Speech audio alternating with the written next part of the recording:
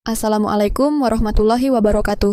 Halo, Sobat PPL semua, dimanapun berada, selamat datang di channel kami. Di video kali ini, kita akan membahas kebijakan terbaru dari pemerintah Prabowo yang akan mempengaruhi sektor pertanian, khususnya terkait dengan penyuluh pertanian lapangan.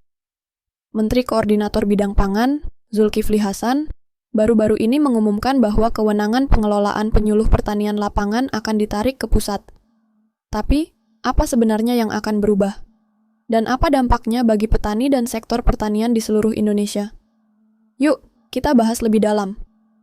Pada konferensi pers yang berlangsung di Jakarta, Zulkifli Hasan, atau yang akrab disapa Zulhas, menyatakan bahwa melalui peraturan presiden yang akan segera diterbitkan, semua penyuluh pertanian yang tersebar di daerah nantinya akan berada di bawah pengelolaan Kementerian Pertanian atau Kementan.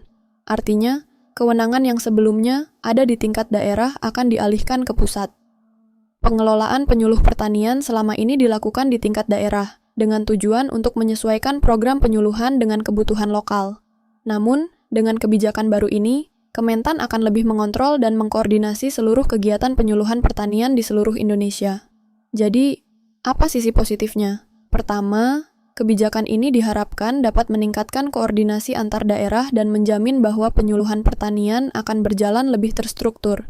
Dengan pengelolaan yang lebih terpusat, Kementan dapat menyebarkan informasi dan teknologi pertanian lebih merata ke seluruh pelosok negeri. Petani di daerah terpencil pun bisa mendapatkan akses yang lebih baik terhadap informasi terbaru.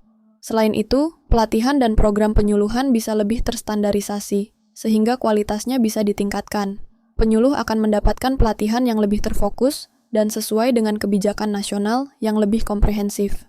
Namun, tentu saja ada beberapa tantangan yang perlu kita waspadai. Salah satunya adalah birokrasi yang semakin rumit. Dengan kewenangan yang dipusatkan, proses administrasi bisa menjadi lebih panjang dan lambat. Hal ini bisa menghambat kelancaran program penyuluhan di daerah-daerah yang memiliki tantangan geografis atau infrastruktur yang terbatas. Selain itu, kebijakan yang terpusat mungkin kurang responsif terhadap kebutuhan lokal. Setiap daerah di Indonesia memiliki karakteristik dan tantangan pertanian yang berbeda, dan penyuluh yang terkoordinasi langsung dengan Kementerian Pusat mungkin tidak selalu bisa mengatasi masalah lokal dengan cepat. Jangan khawatir, teman-teman.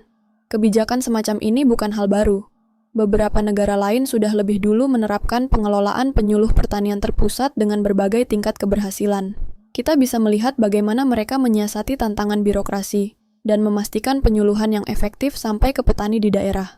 Namun, agar kebijakan ini berhasil, pemerintah harus memastikan bahwa pengelolaan yang terpusat ini tidak hanya efisien dalam hal koordinasi, tetapi juga tetap mempertimbangkan fleksibilitas dan responsif terhadap kebutuhan lokal.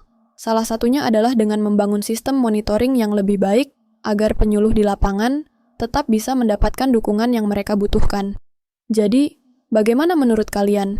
Apakah kebijakan ini akan membawa perubahan positif untuk sektor pertanian kita? Atau justru akan menambah tantangan bagi petani di daerah?